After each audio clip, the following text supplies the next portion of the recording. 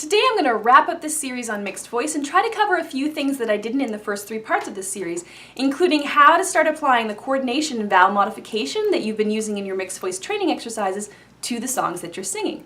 In part 2, I offered several exercises with an emphasis on twang that will help you develop mixed voice coordination. Make sure that you're working daily on these types of exercises because they're going to help you develop the coordination that you need to be able to sing songs in a mixed voice. I find that songs are generally a tough place to start when it comes to learning new coordination because the patterns of the melody and the combinations of vowels and consonants can vary considerably, whereas scales and arpeggios give us much more predictability in terms of vowel and pitch movement.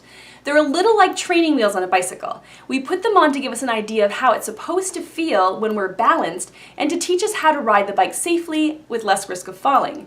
They give us some confidence and a sense of security, but at some point we outgrow our training wheels and we then need to take them off and go. So today, let's try riding a little bit without these training wheels.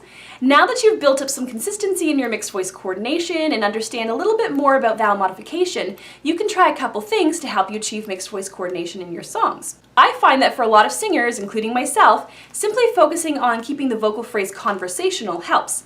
In part 2 of my twang series, I suggested using an approach that I call speak singing, in which we simply speak the words of the vocal phrase, but on pitch. We don't worry about sounding pretty or performance ready. We get out of singing mode altogether and remove all the stylistic elements initially. And when we do so, that often changes how we coordinate because we're no longer overthinking matters.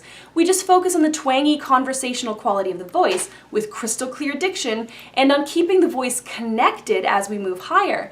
This is just practice and training, not a performance. And I'll be the one, and I will have chosen. I try to keep cool, but everyone here likes you. I'm not the only one. Now, I've found a mix without even thinking about it. I'm just thinking about talking on pitch and keeping my voice connected and my diction clear. I let my voice coordinate. After finding that balance, we can then pretty it up a little bit, add some more emotion and musical expressiveness, but don't completely abandon that speech-like approach, and reintroduce the stylistic elements gradually so that you don't lose that coordination by trying too hard to sound sing-songy. And I'll be the one, and I will have chosen. I try to keep cool, but everyone here likes you. I'm not the only one. And I'll be the one, and I will have chosen. I try to keep cool, but everyone here likes you. I'm not the only one. And I'll be the one, and I will have chosen. I try to keep cool, but everyone here likes you. I'm not the only one.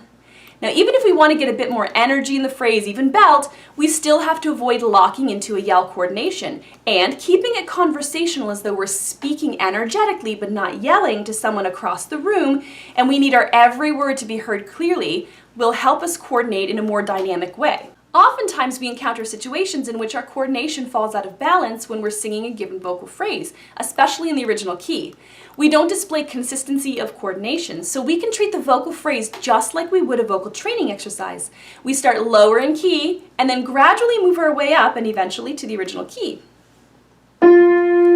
I won't let you close enough to hurt me.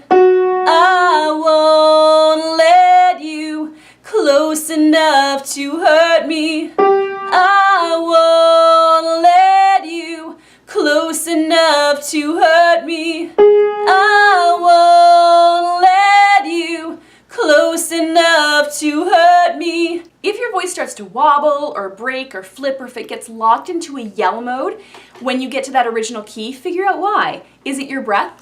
Your vowel? That's always a good place to start. Keep your subglottal pressures at moderate levels and modify your vowel to one with the next highest first formant, or lower your jaw a bit.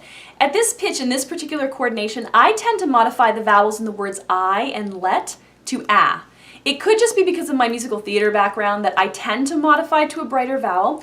If I go to buh, I find that I start to belt, which is outside the scope of this video and is not what I'm trying to achieve here. Again, I plan to discuss more of the specifics of vowel modification at some point soon. If you can sing that pitch and vowel just fine when you're singing vocal training exercises with a sound that's stable and that you like, go back to an exercise that you know you can comfortably and consistently sing that pitch on. So make the top note of the exercise the note that you're wanting to sing in the vocal phrase. So again, I tend to modify toward ah in this phrase, so I'll sing that vowel in the exercises.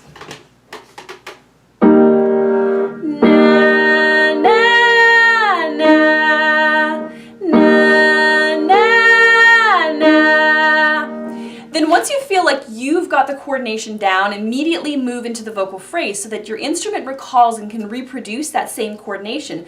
Build that muscle memory. Na, na, na, na, na, won't let you close enough to hurt me. Now, if you prefer, you could sing ah or here if that's going to give you the sound or the color that you wish. Na na na na na na na na na na na na na na na won't let you close enough to hurt me. Or go back to the speak singing approach. I find that to be the most effective strategy for me. I won't let you close enough to hurt me. I won't let you close enough to hurt me. I won't let you close enough to hurt me. Now, if you can't sing it in the original key right now, sing it in a lower key. It's not cheating. If you wear a size medium shirt, it's because that's the size that fits you. Neither a small nor a large would fit your medium-sized body, so you sing it in a key that fits your voice and your current technical abilities. That size may change later, but for the time being, wear what fits you right now. So this is a wrap. I hope this series has provided you with some useful training exercises and information and tips for finding, developing, and growing your mixed voice. When you get there, mixed voice is really going to change things for you. You're going to like the sounds that you're making, and they're going to more closely resemble the kinds of sounds that you hear on the radio or when you listen to your favorite singers. As always, feel free to leave comments and questions below, or on the SingWise Facebook page, or an email address to Karen@singwise.com. And please, take a moment to click the thumbs up button and subscribe to this channel. Your support would be very much appreciated. Thank you so much, and happy singing!